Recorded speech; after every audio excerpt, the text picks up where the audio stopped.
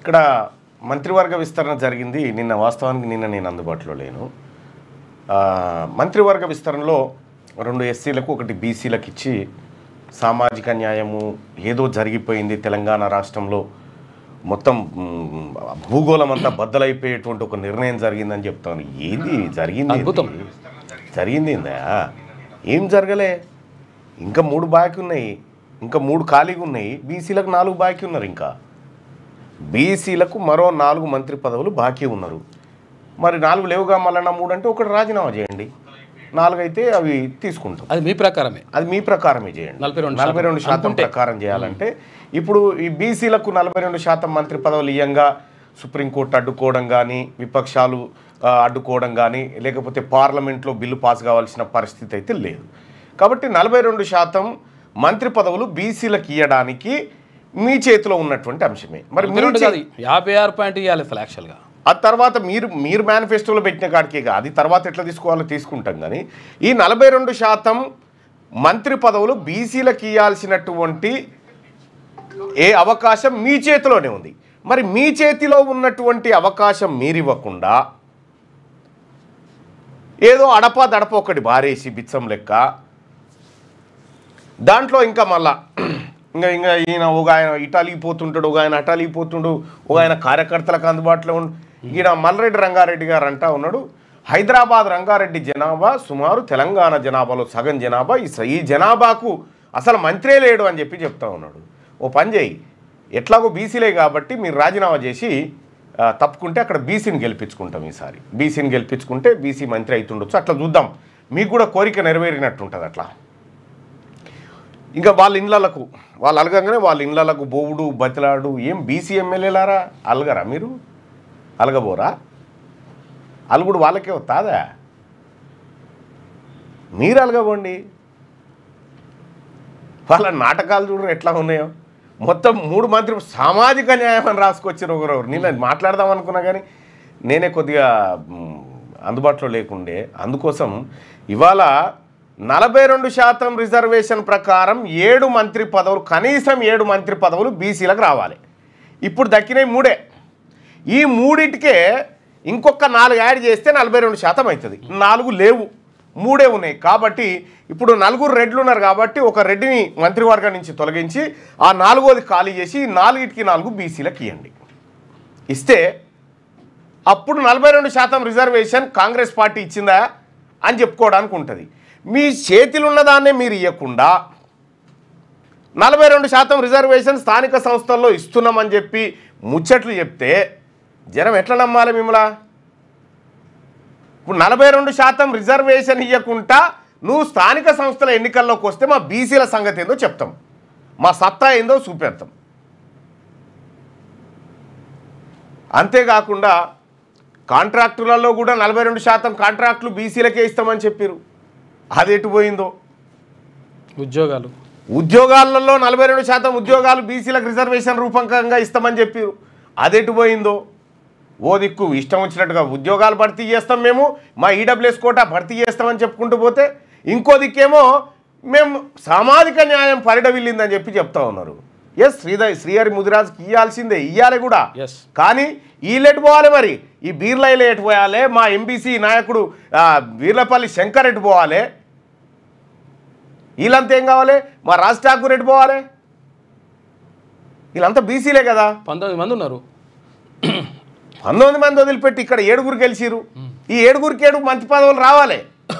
ఎందుకంటే మీరు అవకాశాలు ఆడనే మాకు గండి కొట్టిరు. 42 ఏది ఉదయపూర్ డిక్లరేషన్ గండి కొట్టి బీసీలకు ప్రతి పార్లమెంట్లో 2 ఎమ్మెల్యే సీట్లు ఇస్తామని చెప్పి మోసం చేసి అక్కడే గండి కొట్టిరు. అక్కడ గండి కొట్టిన తర్వాత ఇవాళ 42% రిజర్వేషన్ ఇవ్వకుండా లోకల్ బాడీకి వస్తాం. ఇక ఏదో పేపర్లో చూసిన జంబో మంత్రివర్గం, జంబో ఇది కార్యవర్గం టీపీసీసీది, మహేష్ కుమార్ గౌడ్ గారు అంటున్నారు 70% పదవులు ఎస్సీ ఎస్టీ బీసీలకు మైనార్టీలకే ఇచ్చినామని చెప్తా ఉన్నారు. వీళ్ళందరూ కలిసి ఎంత ఉన్నారు? ఈ 70 పక్కకు పెట్టు. ఈ 30 సంగతి ఏంది? ఈ 30 ఎవరికి ఇచ్చినావు అన్నట్టు? జనాభాలో 6.9% ఉన్నటువంటి ఓసీలకు 30% ఇస్తావా? ఇక్కడ ఎవరైనా అడ్డుకున్నారా? మహేష్ కుమార్ గౌడ్ గారు 42% బీసీలకు ఎవరి వాటా వాళ్ళ ప్రకారం మన నాయకుడు రాహుల్ గాంధీ గారు చెప్తా ఉన్నారు కదా, జితనే ఆబాది ఉతనే భాగీదారి అని చెప్తా ఉన్నాడు కదా. మరి దాని ప్రకారం బీసీలు 56% అని మీ ప్రభుత్వం ఏం చెప్పింది. మరి 56% పదవులు బీసీలకు ఉన్నాయా ఇప్పుడు మీ కార్యవర్గంలో? 19-20% ఎస్సీలు ఉన్నారు, అంతమంది ఉన్నారా? 10% పైచీలకు ఎస్టీలు ఉన్నారు, అంతమంది ఉన్నాయా? ఇవి ఇయ్యలే. 70% ఇచ్చిన ఏదో కొండలు వలిగిపోయినట్టుగా 70% ఏం చేయాలి వీళ్ళు? పార్టీకి పలహారాలు పంచుకుంటూ రావాలి, ఇక పార్టీ కార్యక్రమాలు చేసుకుంటూ పార్టీ కరపత్రాలు పంచుకుంటూ వస్తేందుకు 70% పదవులు ఇచ్చినవా? మంత్రివర్గంలో 70% పదవులు ఎస్సీ ఎస్టీ బీసీలకు దక్కినాయా? లేదే. ఎవరి చెవులో పువ్వు పెడతా ఉన్నారు? ఈ రాజ్యం మాది, ఈ తెలంగాణ రాష్ట్రం మా బీసీలది, మా ఎస్సీ ఎస్టీ మైనార్టీలది. ఇది మా రాజ్యంలో మాకు పదవులు లేకుండా మంత్రివర్గంలో ఉండదు మా వాళ్ళకు వాటా, ఇక్కడ పీసీసీ పదవుల్లో ఉండదు వాటా. 70% పదవులు ఇచ్చిన మా 70 పక్కకు పెట్టు, ఈ 30 ఏం చేసినావో చెప్పు. ఫస్ట్ ఈ 30 ఎవరికి ఇచ్చినావో చెప్పు. 30% మంత్రి 30% పదవులు 6% ఉన్నటువంటి వాళ్ళకి ఇచ్చినా అని చెప్పదలుచుకున్నావా మీరు? ఇది కాదు మా వాటా, మీరు వంచుతున్నది కాదు మా వాటా. మా వాటా చాలా పెద్దది. కాబట్టి బీసీ ప్రజలారా, ఎంత అన్యాయం జరుగుతూ ఉంది చూడు. ఈ గ్రూప్ 3 కాడ చూడ్రి పరిస్థితి. ఇగో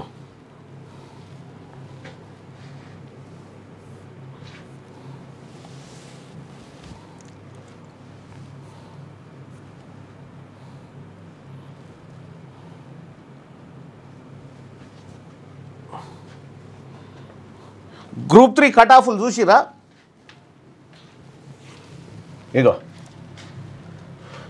ఇక చూడ్రి,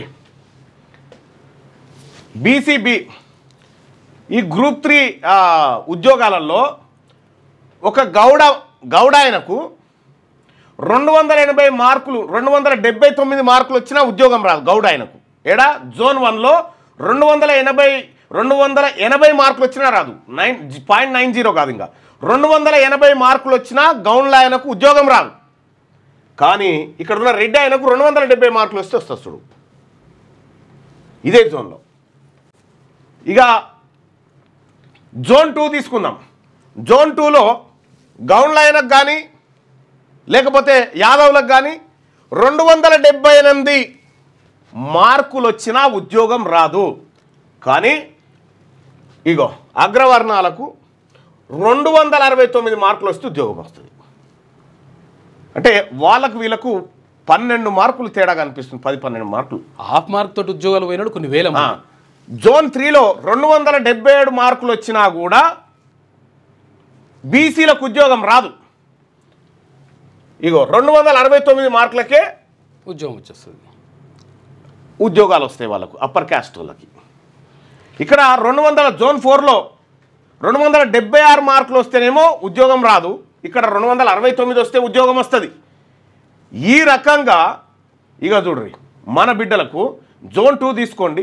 జోన్ 2లో మన యాదవ బిడ్డలకు, మన గౌడ్ల బిడ్డలకు, మన బీసీ బి గ్రూప్లో ఉన్నటువంటి బిడ్డలకు 274 వచ్చినా మన ఆడబిడ్డలకు ఉద్యోగం రాదు. వాళ్ళకు 266 మార్కులు వస్తే ఉద్యోగం వస్తుంది. ఉద్యోగాలు ఎటుపోతున్నాయి అన్నట్టు. ఇక్కడ బీసీడీ ముదిరాజులు, మున్నూరు కాపులు, తర్వాత కురుమలు వీళ్ళందరూ కూడా ఇందులో ఉన్నారు. ఇగో వీళ్ళకు 280 మార్కులు వచ్చినా ఉద్యోగం రాదు. ఇగో వీళ్ళకు 270కే, వీళ్ళకు 279 వచ్చినా రాదు. వీళ్ళకు 268కే వస్తుంది, 69కే వస్తుంది. ఇక వీళ్ళకు 280 వస్తే రాదు. ఇక చూడ్రి ఎంత దుర్మార్గంగా ఉద్యోగాలు కొల్లగొడుతున్నారో చూడు. ఈడబ్ల్యూఎస్ రిజర్వేషన్ పేరు మీద ఈ ఈడబ్ల్యూఎస్ రిజర్వేషన్ పోవాలన్నా, ఈ బీసీలకు మంత్రి పదవులు దక్కాలన్నా, ఈ పీసీసీ కార్యవర్గాలు కాదు అన్ని పార్టీలో వీళ్ళకు 100% పదవులు దక్కాలన్నా ఒకే ఒక్క మార్గం, అది మన రాజ్యం మనకు రావడమే, మన బీసీలం ముఖ్యమంత్రులం కావడమే. ఇంతకు మిక్కిలి ఇంకొక ఆప్షనే లేదు. ఇక ఇంకొక ఆప్షన్ ఎట్టి పరిస్థితిలో లేదు. నువ్వు ఆల్టర్నేట్ ఆల్టర్నేట్ లేదు. ఇంకా అదొక్కటే. ఇవాళ ఇంత దుర్మార్గంగా ఉద్యోగాలు కొట్టుకపోతూ ఉన్నారు. కొట్టుకపోతూ ఉంటే మనోళ్ళు మంత్రి పదవులు కాదా వట్టిగా జర్రేమైనా భుజం మీద చేసేస్తుంది అలా ఓ అని కింద పడిపోతారా మనోళ్ళు, మన ఎమ్మెల్యేలు మన మంత్రులు చూస్తూ ఉంటే. మళ్ళా ఇప్పుడు ఈ ముగ్గురు కూడా ఏవో పెద్ద పెద్ద శాఖలు అనుకుంటారా, సాంఘిక సంక్షేమం, ఎస్సీ వెల్ఫేరు, ఇవి ఉంటాయి వీళ్ళకు. వస్తే ఒకటి వారం ఒక ఆయనకి ఏదైనా పెద్దది వస్తే రావాలి. మరి ఆ హోం మంత్రిత్వ శాఖ, మున్సిపల్ అడ్మినిస్ట్రేషన్ ఇవన్నీ ఉన్నాయంటే అవి వాళ్ళకి చెప్పినాం కదా.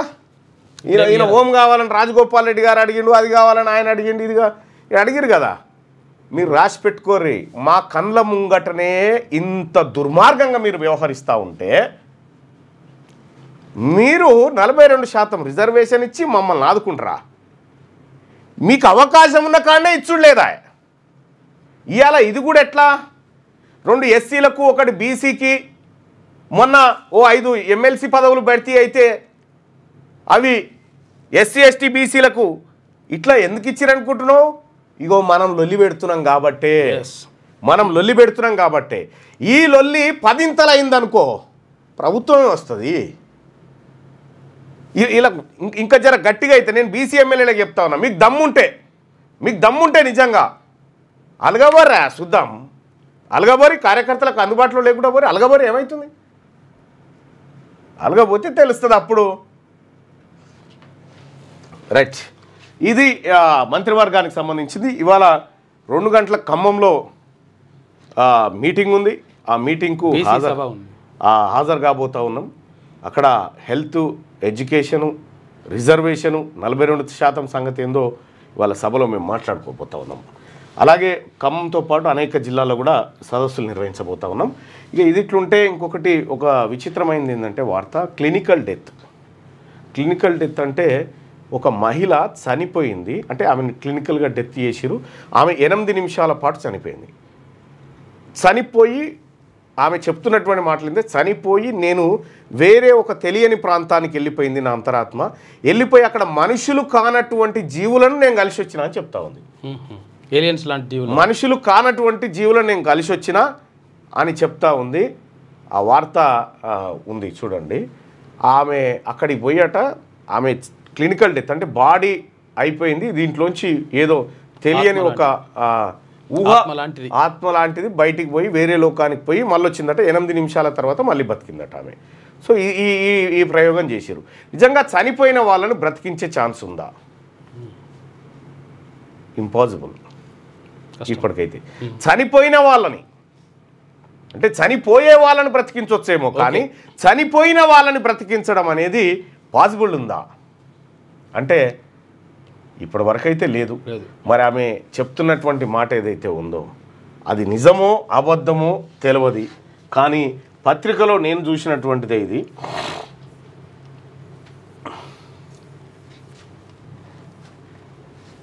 నేను చూసినటువంటి వార్త ఇది.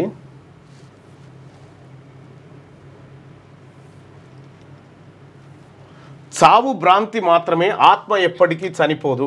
8 నిమిషాల పాటు క్లినికల్ డెడ్ అయిన మహిళ వెల్లడి. చావు భ్రాంతి మాత్రమే అని, ఆత్మకు చావు ఉండదని ఓ మహిళ తెలిపింది. అమెరికాలోని కొలరాడోకు చెందిన 33 ఏళ్ల బ్రయానా లఫార్టీ 8 నిమిషాల పాటు క్లినికల్ మరణాన్ని పొందింది. ఆ సమయంలో తాను పొందిన అనుభవాలను ఆమె వివరించింది. మైక్లోనస్ డైస్టోనియా ఇదొక ప్రాణాంతకమైన న్యూరలాజికల్ వ్యాధితో బాధపడుతున్న బ్రయానా 8 నిమిషాల పాటు మెడికల్గా చనిపోయింది. తాను చనిపోయాక అంతా చీకటిగా కనిపించిందని, కొంచెం సేపు అయ్యాక తాను మరో లోకంలోకి ప్రవేశించానని తెలిపింది. నేను క్లినికల్గా చనిపోయినట్టు డాక్టర్లు డిక్లేర్ చేసినట్టు నాకు గుర్తుంది, కానీ నేను మాత్రం స్పృహలోనే ఉన్నట్లు అనిపించింది. నా ఫిజికల్ బాడీ నుంచి నన్ను వేరు చేసినట్లు అనిపించింది.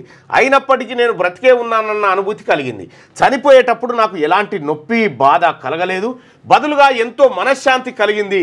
దేహం నుంచి వేరుపడ్డాక నా శరీరంపై నుంచి ఆత్మ ఎగురుతూ వెళ్ళిపోయింది. తర్వాత నేను మరో ప్రపంచంలోకి ప్రవేశించాను. అక్కడ మనుషులు కాని జీవులను కలిశాను అని బ్రయానా వివరించింది. చనిపోయాక ఏమవుతుంది, చనిపోయిన తర్వాత ఏమవుతుందనే విషయంపై సైంటిస్టులు కొన్నేళ్లుగా పరిశోధనలు చేస్తున్నారు. నియర్ డెత్ ఎక్స్పీరియన్స్ గురించి తెలుసుకోవడం కష్టమని సైంటిస్టులు చెప్తున్నారు. అయితే మరణం అంచులో ఉన్నప్పుడు మన జీవితంలో జరిగిన సంఘటనలన్నీ మెదడుకు ఒక్కసారిగా రీక్యాప్ చేసుకుంటుందని తెలిపారు. ఆ సంఘటనలన్నీ ఒక మెరుపులా తన కళ్ళ ముందు కనిపిస్తాయని కెనడాలోని కలర్గీ యూనివర్సిటీ పరిశోధకులు చెప్తా ఉన్నారు. ఇదొక చాలా అద్భుతం ఇది. ఇంట్రెస్టింగ్ వార్త. అసలు దీనిపైన ఒక స్టోరీ చేయండి. అసలు ఇది సాధ్యమా, ఏం జరిగింది, ఎట్లా జరిగింది అనేది చేయండి. ఇక ఇంకొకటి ఏంటంటే 70 సంవత్సరాల పాటు సహజీవనం చేసిరు. 70 సంవత్సరాల పాటు 70 సంవత్సరాల పాటు సహజీవనం చేసి ఓ 4 కొడుకులను 2 బిడ్డల్ని కన్నారు. వాళ్ళు పెళ్లిళ్ళై మనవరాలకు కూడా పెళ్లిళ్ళు అయినాయి. ఇప్పుడు తాత వయసు 95 ఏళ్ళు, అమ్మమ్మ వయసు 90 ఏళ్ళు. నిన్న పెళ్లి చేసుకున్నారు. నిన్న హల్దీ ఫంక్షన్ గిల్దీ ఫంక్షన్ పెట్టి నిన్న పెళ్లి చేసుకున్నారు. రాజస్థాన్లో జరిగింది ఈ ఘటన. అయితే వాళ్ళు సహజీవనమే చేసిరు అప్పటి నుంచి, కానీ పెళ్లి చేసుకోలేదట. పెళ్లి చేసుకోకపోవడంతో వాళ్ళందరూ కూడా పిల్లలు లే మీరు ఇట్లా కాదు నాయన, మీరు పెళ్లి చేసుకోవాల్సిందే, అఫీషియల్ గా చేసుకోవాల్సిందే అని చెప్పి పట్టుబడితే పట్టుబడితే ఆ ముసలోళ్ళు పెళ్లిళ్ళు చేసుకున్నారు. ఇక మరి ఇప్పుడు ఏం ఏర్పాటు చేస్తారో తెలియదు, కానీ 95 ఏళ్ల వరుడు 90 ఏళ్ల వధువు 70 ఏళ్ల సహజీవనం తర్వాత వివాహం. వారికి 6 సంతానం. చేతికర్ర పట్టుకొని బోసినవ్వుల మధ్య ఆ వధువరులు పెళ్లి ప్రమాణాలు చేశారు. పెళ్లి కుమారుడికి 95 ఏళ్ళు, పెళ్లి కూతురికి 90 ఏళ్ళు. రాజస్థాన్ దుంగార్పూర్ జిల్లాలోని గలందర్ గ్రామంలో ఈ వివాహం జరిగింది. వరుడు రామాబాయ్ అంగారి, వధువు జివాలీదేవి 70 ఏళ్ల సహజీవనం తర్వాత పెళ్లి చేసుకున్నారు.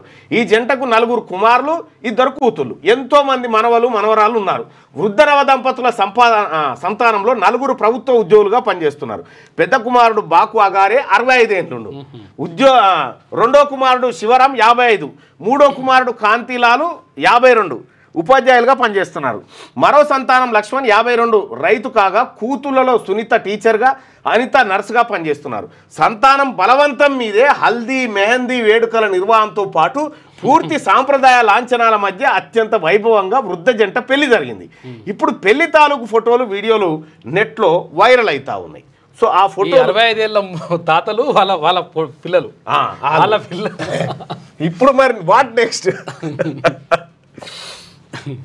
అంటే కలిసి ఉన్నారు కానీ పెళ్లి చేసుకోవాలి, డేటింగ్ చేసిరు అన్నట్టు ఒక రకం డేటింగ్. ఇక అది ఏమంటారో తెలియదు, కానీ అయితే ఉండడం ఇది చాలా అర్థమైనటువంటి ఘటన. ఇప్పుడు 95 సంవత్సరాల్లో సరే వివాహం చేసుకున్నారు. ఇప్పుడు లీగల్గా ఇప్పుడు భార్యాభర్త లీగల్ ఇప్పుడు ఇవాళ భార్యాభర్తలు అయ్యారు. అంతకుముందుకు సహజీవనం చేసిరు కాబట్టి అట్లా ఉన్నారు. మరి వీళ్ళకు రిజిస్ట్రేషన్ సర్టిఫికేట్ ఈ కథ కార్ఖానా ఇప్పుడు మంజూరు హల్దీ ఫంక్షన్ చేసిరట. హల్దీ ఫంక్షన్ చేస్తే ఇక వాళ్ళకు వాస్తవానికి ఇప్పుడు పనులు కూడా లేనట్టున్నాయి, పనులు కూడా లేవు. కానీ అమ్మమ్మ తాత వివాహానికి హల్దీ ఫంక్షన్కు మనమన్లు మునిమనమన్లు అందరు కూడా హాజరుగా కొడుకులే తాతలు అయినటువంటి సందర్భంలో ఇది చాలా కొద్దిగా ఇంట్రెస్టింగ్గా ఉండే, అందుకోసమే చెప్తున్నటువంటి మాట. నమస్కారం మల్లన్న. ఆర్టిస్టులో గవర్నమెంట్లో విలీనం గురించి చెప్పండి మల్లన్న. మరి ఏం చేస్తారో చూడాలి, కానీ ఆర్టిస్ట్ ఇక ఈనాడు దినపత్రికలో ఉన్నటువంటి వార్తలతోటి ఒక్కసారి మనం లోపలికి వెళ్దాం. ఈనాడు 27 మంది ఉపాధ్యక్షులు, 69 మంది ప్రధాన కార్యదర్శులు. పీసీసీ కార్యవర్గంలో కీలక పదవుల ప్రకటన. ఒక ఎంపీ, 5 ఎమ్మెల్యేలు, 2 ఎమ్మెల్సీలకు చోటు. విధేయత, సామాజిక న్యాయానికి ప్రాధాన్యం. బడుగు వర్గాల నేతలకు 68% పదవులట. బడుగు వర్గాల నేతలకు 68 వర్కింగ్ ప్రెసిడెంట్ పోస్టులపై కొనసాగుతున్న ఉత్కంఠ. బడుగు వర్గాల నేతలకు బీసీ, ఎస్సీ, ఎస్టీ కలిపి, బీసీ అంటలేడు, బడుగు అంటుండు. అట్లా ఇంకా 30% దీనికంటే 30% పదవులు అగ్రవర్ణాలకేం రాస్తే అయిపోయింది. వాళ్ళు ఉన్నదానికంటే తక్కువ ఇస్తే 68% అని రాస్తున్నావు, వాళ్ళు ఉన్నదానికంటే ఎక్కువ ఇస్తే 68%. ఏది 30% అని ఎందుకు రాస్తలేదు? 32% రాయాలి కదా. అది కూడా కాంగ్రెస్ శ్రేణులు ఎంతో కాలంగా ఎదురు చూస్తున్న ప్రదేశ్ కాంగ్రెస్ కమిటీ పీసీసీ కార్యవర్గంలో కీలక పదవులను ప్రకటించారు. మొత్తం 27 మంది రాష్ట్ర కాంగ్రెస్ ఉపాధ్యక్షులను, 69 మంది ప్రధాన కార్యదర్శులను పార్టీ అధిష్టానం వెల్లడించింది. పీసీసీలో అత్యంత కీలకమైన వర్కింగ్ ప్రెసిడెంట్ పదవులను ఇంకా ప్రకటించలేదు. పదవుల భర్తీలో విధేయత, సామాజిక న్యాయానికి అత్యధిక ప్రాధాన్యం దక్కింది. క్షేత్రస్థాయిలో పార్టీ కోసం పనిచేస్తున్న వారి వివరాలను జిల్లాల వారీగా సేకరించి ఈ పదవులకు ఎంపిక చేశారు. మంత్రివర్గ విస్తరణలో మాదిరి పీసీసీలోనూ బడుగు వర్గాల వారికి ప్రాధాన్యత ఇచ్చారు. మొత్తం 27 మంది ఉపాధ్యక్షులు, బీసీలకు 8, ఎస్సీలకు 5, ఎస్టీలకు 2, ముస్లిం మైనార్టీలకు 3. 27 మందిలో ఇవి తీసేద్దాం సరే. బీసీలు 8, 2, 10, 18. 27 మందిలో 18 మందికి మాత్రమే ఎస్సీ, ఎస్టీ, బీసీ, మైనార్టీకి 18. అంటే ఎన్నన్నట్టు ఇంకా 9 మంత్రి పదవులు 9 మంత్రి పదవులు అప్పర్ క్యాస్ట్ వాళ్ళు తీసుకోరు మంత్రి పదవులు అంటున్నా సారీ కార్యవర్గంలో ఇక శాఖల కేటాయింపుపై కసరత్తు కేసీ వేణుగోపాల్తో సీఎం భేటీ మల్లికార్జున ఖర్గేతో నేడు తెలంగాణ మంత్రివర్గంలో కొత్తగా చేరిన 3 మంత్రులకు శాఖల కేటాయింపులపై ముఖ్యమంత్రి రేవంత్ రెడ్డి కసరత్తు ప్రారంభించారు ఇదే అంశంపై సోమవారం మధ్యాహ్నం ఢిల్లీకి వచ్చిన ఆయన సాయంత్రం ఇక్కడ ఇందిరాభవన్లో పార్టీ సంస్థాగత వ్యవహారాల ఇన్ఛార్జ్ కేసీ వేణుగోపాల్తో సుమారు గంట పాటు చర్చించారు ఈ సందర్భంగా పాత మంత్రులు చూస్తున్న బాధ్యతలు ప్రస్తుతం ఖాళీగా ఉన్న శాఖల జాబితాను ఆయనకు అందించినట్టుగా తెలిసింది కొత్త వారికి పూర్తిగా కొత్త శాఖలు కేటాయించాలా పాత మంత్రులు చూస్తున్న అదనపు శాఖలను వారి నుంచి తొలగించి మీకు ఇవ్వాలా వీరికి ఇవ్వాలా అన్న విషయమై సమాలోచనలు చేస్తూ ఉన్నారట నిన్న ముఖ్యమంత్రి రేవంత్ రెడ్డి ఢిల్లీకి పోయి కేసీ వేణుగోపాల్ను కలిసిండు ఆ తర్వాత మల్లికార్జున ఖర్గేను కూడా ఇవాళ కలవబోతా ఉన్నట్ట అయితే రాహుల్ గాంధీ గారు అపాయింట్మెంట్ అడిగినట్టుగా తెలుస్తూ ఉంది అయితే మరి అడిగిందా లేదా తెలియదు కానీ నాకున్న ఒక ఇన్ఫర్మేషన్ ఏంటంటే ఆయనకు మళ్ళీ అపాయింట్మెంట్ ఇవ్వలేదు రాహుల్ గాంధీ గారు అని తెలుస్తూ ఉంది మరి అది ఎంతవరకు నిజమో అంతరిక్షంలో మనిషికి ప్రత్యామ్నాయం లేదు రోబోలను పంపిన ఇప్పటికీ ఒక 4-5 సార్లు పోయిన ఎవరు రేవంత్ రెడ్డి గారిని ఇప్పటి వరకు రాహుల్ గాంధీ గారు కలవలేదని చెప్పి తెలుస్తూ ఉంది అంతరిక్షంలో మనిషికి ప్రత్యామ్నాయం లేదు రోబోలను పంపిన మానవ సహిత యాత్రలు అవసరమే భవిష్యత్తులో వ్యోమగాములుగా సామాన్యులకు అవకాశం యాక్సియం 4 మిషన్తో గగనయాన్కు ప్రయోజనం ఈనాడుతో మానవ సహిత యాత్రకు నిపుణుడు ఉమామహేశ్వరి చెప్తున్నాడు శోధన అంటే అంతరిక్షంలో మనిషికి ప్రత్యామ్నాయం లేదు అక్కడ రోబోలు మనిషి చేసిన కార్యక్రమాలు చేయలేవని చెప్పి చెప్తా ఉన్నారు ఇక బస్ పాస్ ఛార్జీల పెంపు ఇకపై జనరల్ నెలవారీ విద్యార్థి పాస్ ధర 600 రూపాయలు హైదరాబాద్ మెట్రో ఎక్స్ప్రెస్లో విద్యార్థి పాస్లకు అనుమతి టోల్ ప్లాజా యూజర్ ఛార్జీ ఒక్కొక్కరికి 10 రూపాయలు వసూలు టీజీఎస్ఆర్టీసీ ప్రకటన అంటూ ఒక వార్త ఒక మాట చెప్పురి లైవ్ చూస్తున్న ప్రేక్షకులారా ఈ ఫ్రీ బస్ స్కీమ్ అనేది ఉంచాలా తీసేయాలా మీ అభిప్రాయాన్ని చెప్పండి అంటే కొంతమంది మెసేజ్ పెడుతున్నారు తీసేయాలని మహిళలే చెప్తున్నారు నాకు అది ఎందుకు అడమైందని హాఫ్ టికెట్ అనే పెట్టమంటారు కొంతమంది అంటే అట్లా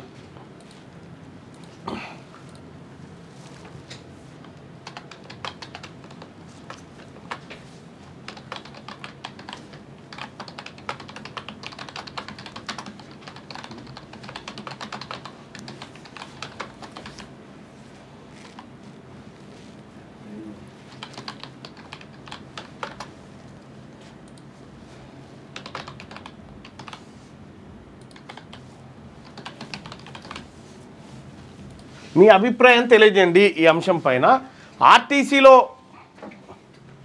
ఆర్టీసీలో మహిళలకు ఉచిత బస్సు ప్రయాణం ఉంచాలా తీసివేయాలా ఉంచాలి అనుకునే వాళ్ళు ఇక్కడ తీసివేయాలనుకునే వాళ్ళు ఇక్కడ మీ అభిప్రాయాన్ని ఒకసారి తెలియజేయండి ఎందుకంటే ఆర్టీసీలో మహిళలకు ఉచిత బస్సు ప్రయాణం ఉంచాలి అంటే చాలామంది ఏదో మాకు వద్దయాగిది ఎవడు అడుగుతున్నారు కానీ కొంతమంది మాత్రం అది ఉండాలి అని చెప్తా ఉన్నారు అయితే ఈ కామెంట్ చేసే వాళ్ళంతా మొగోళ్ళు చేస్తూ ఉన్నారు కాబట్టి మీ మాటలు నమ్మశక్యంగా లేవు దొరా మిమ్మల్ని నమ్మం దొరా అందులో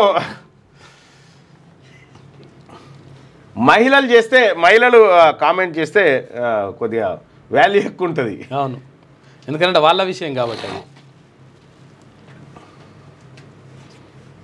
అంటే ఇవాళ రేపు బస్ ఛార్జ్ బేర్ చేయనంత పరిస్థితిలో ప్రజలు ఉన్నారని నేనైతే అనుకుంటున్నాను కొంతమంది ఏమంటున్నారంటే ఒకవేళ హాఫ్ టికెట్ పెడితే అంటే ఇప్పుడు ఫ్రీ టికెట్ కాబట్టి దాని మీద ఎక్కువ కూర్చుంటున్నారు అంటే అట్లా అంటున్నారు అయితే హాఫ్ టికెట్ పెట్టినా అనుకో అవసరం ఉంటే మాత్రమే హాఫ్ టికెట్ అయినా పైసలు ఇవ్వాలి కదా కాబట్టి ఎట్లా అది మంచి ప్రతిపాదన అసలు మహిళలకు కాదు స్కూల్ విద్యార్థులకు ఫ్రీ ఉండాలి స్కూల్ విద్యార్థులకు ఫ్రీగా ఉండేది రాయితీలు ఎంత ఉన్నప్పటికి కూడా అది ఉంటే బెటర్ దాదాపు ఆర్టీసీలో మహిళలకు ఉచిత బస్సు ప్రయాణం ఉంచాలా తీసివేయాలా అంటే దాదాపు ఒక 1100 మంది దీనిపైన ఓటింగ్లో పాల్గొన్నారు వాళ్ళ అభిప్రాయాన్ని ఒకసారి ఎట్లా ఉందనేది చూద్దాం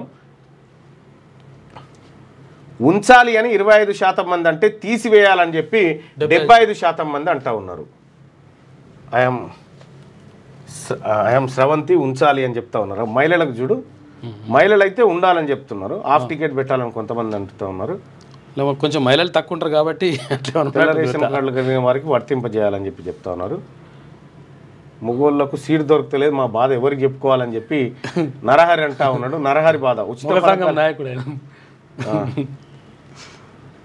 మల్లన్న చేయబట్టే ఈ మంత్రి పదవి లేకపోతే అంటే అన్ని రెట్లు తీసుకునేవారు ఫస్ట్ టైము ఒక ఆయన ఒక రెడ్డి గారు నాకు ఫోన్ చేసిండు మల్లన్న ఫస్ట్ టైం ఒక మంత్రివర్గంలో రెడ్డిని భర్తీ చేయకుండా విస్తరణ జరుగుతుంది. ఫస్ట్ టైం ఇప్పుడే. ఇది నీ దెబ్బనే, నీ దెబ్బకే ఇప్పుడు అది ముట్టుకోవాలంటే కూడా భయపడుతున్నారని. ఎస్ అన్న, నేను న్యాయబద్ధంగానే డిమాండ్ చేసిన, మా వర్గాల జరిగినటువంటి అన్యాయమే రేజ్ చేసిన.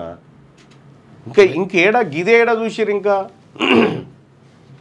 మా వాళ్ళని మీ ఇళ్ళ కాడ బిచ్చగాల లెక్క నిలబెడతారు చూడు, నేను అదే పరిస్థితి మీకు తీసుకొస్తాను. విద్యార్థులకు ఉచితం ఇవ్వాలి, ఉచిత పథకాలే వద్దు అని చెప్తా ఉన్నారు. వాస్తవానికి హెల్త్ ఎడ్యుకేషన్ విషయం ఈ రెండు కనుక కార్పొరేట్ లెవెల్లో ఫ్రీగా పేదోళ్ళకి అందితే నీ ఏం అడగరు ఇప్పుడు వాళ్ళు. ఎందుకంటే సగటున ఒక మనిషి ఒక కుటుంబంలో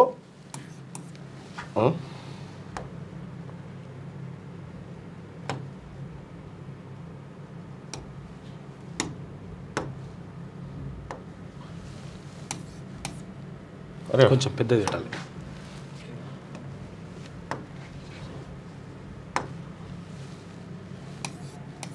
నలుగురు ఉన్నారనుకో కుటుంబంలో,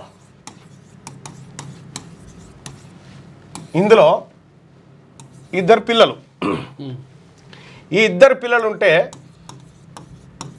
వీళ్ళిద్దరు చదువుకోవడానికి, అంటే ఇప్పుడు గవర్నమెంట్ స్కూల్లో అక్కడిక్కడ కాకుండా ప్రైవేట్లో చదివిస్తూ ఉన్నారు కదా చాలామంది.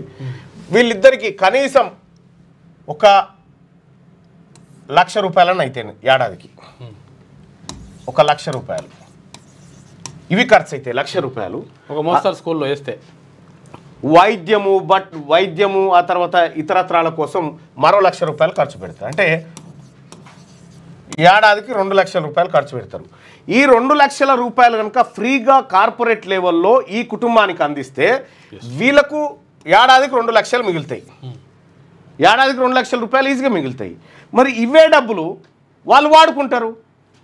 ప్రభుత్వం నుంచి ఎందుకు ఆశిస్తారు? అప్పుడు ఇటు ఖర్చు అవుతుంది కాబట్టి. మరి ఇది ఎవరికి పోతుంది? ఈ ₹1,00,000 ఎవరికి పోతుంది? కార్పొరేట్ స్కూళ్ళకు. ఈ ₹1,00,000 ఎవరికి పోతుంది? కార్పొరేట్ హాస్పిటల్స్కి పోతుంది. ఇక్కడ అందుకోసమే ప్రజలారా, ఇన్సూరెన్స్ అనేది చాలా ఇంపార్టెంట్. ఈ రెండింటిని, అంటే ఎడ్యుకేషన్ ఇన్సూరెన్స్ లేదు కానీ ఈ విషయంలో మాత్రం ఖచ్చితంగా రాష్ట్ర ప్రభుత్వాలు కానీ దేశం ఈ రెండు రంగాలపైనే, విద్యా వైద్యం పైన హెల్త్ ఇన్సూరెన్స్ ఉండాలి. తర్వాత ఇక్కడ విద్యకు సంబంధించి ఫ్రీ ఎడ్యుకేషన్ ఉండాలి. ఈ రెండు కనుక సరిగ్గా పిల్లలకు అందించగలిగితే నీ బస్సు వద్దు, నీ పెన్షన్ వద్దు, ఏది అక్కర్లేదు. ఎవ్వరు అడగరు. ఇక వీళ్ళే మేనేజ్ వాళ్ళే ఇల్లు కట్టుకోగలుగుతారు, వాళ్ళే అన్ని చేసుకోగలుగుతారు. అయితే ఈ రెండు ఎందుకు చేయరంటే, మరి ప్రజలు వాళ్ళ కాళ్ళ మీద వాళ్ళు నిలబడరు అనుకో, ప్రభుత్వాన్ని దేకరు కదా. అట్లా ప్రజలు ఎప్పుడు ప్రభుత్వం మీద డిపెండ్ అయి ఉండాలని పాలకుడు అనుకుంటాడు అన్నట్టు. అదే వచ్చింది దరిద్రం. రైట్, ఇక్కడ మహిళలు కొద్దిగా పెంచుతున్నారు. ఆర్టీసీలో మహిళలకు ఉచిత బస్సు ప్రయాణం తీసేయాలంటే ఉంచాలి అని 27% మంది, తీసేయాలని 73% మంది చెప్తా ఉన్నారు. 6 నెలల వరకు తీసేయండి, 6 నెలల తర్వాత ఒక 6 నెలలు ఉంచాలి, 6 నెలలు తీసేయన్నట. ఇదొక స్కీమ్. ఇక బస్ పాస్ ఛార్జీలను సోమవారం నుంచి పెంచినట్లు ఆర్టీసీ ఒక ప్రకటనలు తెలిపింది. విద్యార్థుల బస్ పాస్ ఛార్జీలను గత 3 ఏళ్లుగా పెంచలేదని, పెరిగిన ఖర్చుల కారణంగా ఇప్పుడు అన్ని రకాల పాస్లను ఛార్జీలను పెంచుతున్నట్టు ప్రకటించింది. హైదరాబాద్ సబర్బన్ ప్రాంతాల్లో సిటీ బస్సులో రద్దీ ఎక్కువగా ఉంటుందట. ఇక్కడ బస్ పాసులు, బస్ కిరాయిలు పెంచింది పాసుల కాడ. రైట్గా తుమ్మిడిహెట్టి వద్ద నీళ్లు లేకనే మేడిగడ్డకు మంత్రివర్గ ఆమోదంతోనే కాళేశ్వరం ప్రాజెక్టులోని అన్ని నిర్మాణాలు. కమిషన్ బహిరంగ సభలో హరీష్ రావు పచ్చి అబద్ధాలు. బ్యారేజీల్లో పూర్తి స్థాయిలో నీరు నింపాలని ఎవరు ఆదేశించారని ప్రశ్నించిన జస్టిస్ ఘోష్, ప్రభుత్వం నుంచి ఎవరూ ఆదేశించలేదని, అది ఇంజనీర్ల నిర్ణయమేనని పేర్కొన్న మాజీ మంత్రి. ఇక తుమ్మిడిహెట్టి వద్ద నీళ్లు లేకనే మేడిగడ్డకు ప్రాజెక్టును మార్చాం. ప్రాజెక్టుల పునరాకృతిని అప్పటి సీఎం కేసీఆర్ మంత్రివర్గ ఉపసంఘాన్ని ఏర్పాటు చేశారు. పలు ప్రాజెక్టులపై ఉపసంఘం అధ్యయనం చేసి నివేదిక ఇచ్చిన తర్వాతే కాళేశ్వరం ప్రాజెక్టు బ్యారేజీల నిర్మాణాలు జరిగాయి. ఈ ప్రాజెక్టులో అన్ని పనులకు మంత్రివర్గ ఆమోదం ఉంది అని నీటిపారుదల శాఖ మంత్రి బరాసా ఎమ్మెల్యే హరీష్ రావు కాళేశ్వరం న్యాయ విచారణ కమిషన్ ఏట పేర్కొన్నారు. కాళేశ్వరం ఎత్తిపోతల్లోని మేడిగడ్డ, అన్నారం, సుందిల బ్యారేజీలపై విచారణ చేస్తున్న జస్టిస్ పీసీ ఘోష్ కమిషన్ ముందు సోమవారం ఆయన హాజరైండు. అయితే ఇక్కడ గమనించాల్సినటువంటి అంశం ఏంటంటే, బ్యారేజీలో పూర్తి స్థాయిలో నీరు నింపాలని ఎవరు ఆదేశించారని ప్రశ్నిస్తే, బ్యారేజీలలో నీళ్ళు నింపమని మేము ఎందుకు ఆదేశించినాం? ఇంజనీర్లు. అయితే బ్యారేజీలలో నీళ్లు నింపుర్రి, ఆ పోటువలు తీరి జలకాల అని చెప్పి ఎన్నికల ముంగట హడావిడి చేయరని చెప్పిందే వీళ్ళు. మళ్ళా ఇంజనీర్ల మీదకి నువ్వు కేసీరు చూడు. అందుకోసమే వీళ్ళని నమ్ముకోరి ఉన్నది అమ్ముకోరి. ఐఏఎస్ అధికారులు కానీ ఐపీఎస్లు కానీ లేకపోతే ఇతర ఉన్నతాధికారులు కానీ పాలకుడు చెప్పినట్టుంటే ఎన్నడో నాడు ఇస్తారు. పాలసీ ఏం చెప్తుందో అది చేయండి. ఈయనది పచ్చబద్ధం. తుమ్మిడిహెట్టి వద్ద నీళ్లు లేకనే మేడిగడ్డ కని చెప్తా ఉన్నావు. మరి తుమ్మిడిహెట్టి కాడ నీళ్ళే లేనప్పుడు మహారాష్ట్రకి ఎందుకు ఉరికినవు? ఎందుకు మీ మామ నువ్వు అందరు పోయి అగ్రిమెంట్లు చేసుకొని వచ్చి ఉత్తమ్ కుమార్ రెడ్డి రా బేగంపేట కాడికి అని చెప్తూ కదా. అబద్ధాలు కేసీఆర్ కుటుంబం మాట్లాడుతూ ఉంది ఈ విషయంలో. తుమ్మిడిహెట్టి వద్ద నీళ్లు లేకనే మేడిగడ్డకు మారినట్టు వీళ్ళు. మరి ఆ ఒప్పందం ఎందుకు చేసుకొచ్చిరన్నట్టు అడిగి పోయి మహారాష్ట్రకు పోయి సేవలో పువ్వులు పెడతారు సార్. ఇగో ఈయన ఎస్ఓటీ లక్ష్యం ఏమిటి? ట్యాపింగ్ పేర్లు ఎంపిక ఎలా జరిగింది? సిట్ ప్రశ్నలకు ఎస్ఐబి మాజీ ఓఎస్డి ప్రభాకర్ రావు మౌనం. అధికారులకు చెప్పి ఆధారాలు ధ్వంసం చేసినట్లు వెల్లడి. అధికారులకు చెప్పే ఆధారాలు ధ్వంసం చేసినట్టు వెల్లడి. 8 గంటల పాటు విచారణ, రేపు మళ్ళీ రావాలని నోటీసులు ఇచ్చినట్ట. నరరూప రాక్షసుడి ప్రభాకర్ రావు ఇప్పుడు పోలీసుల్లో ఉండి ఇక్కడ నల్గొండ ఎస్పీగా కూడా పనిచేసిండు. నల్గొండ ఎస్పీగా పనిచేసి నయీంతో అంటగాగి రామోజీ ఫిలిం సిటీ దగ్గర నయీం గ్యాంగు మూటలు పెట్టిపోతే ఈ మూటలు తీసుకుపోయినటువంటి దొంగ. వీనంత దొంగ నా కొడుకు ఎవడు లేడిగా పోలీసులలో. వీడు ఒక ప్రైవేట్ సైన్యాన్ని ఏర్పాటు చేసి ఆ ప్రైవేట్ సైన్యంతో ప్రజలను, ప్రతిపక్షాలను, వ్యాపారస్తులను వీళ్ళందరినీ బెదిరించి ట్యాపింగ్లు చేసి వీడు చేసినటువంటి దొంగ. నాకేం సంబంధం అని చెప్తా ఉన్నాను. నాకేం సంబంధం అని చెప్తా ఉన్నాడు. సిగ్గుండాలి కదా. 4 ధన్య అయినా సరే మనతో నిజాలు కక్కిస్తేనే లెక్క ఉంటుంది అసలు. యాక్చువల్గా నా ఫోన్ ట్యాప్ చేసిండు దొంగ. వీడు నా ఫోన్ ట్యాప్ చేసిండు. బట్ నాకేం సంబంధం అని మాట్లాడుతున్నాడు. ఇంకా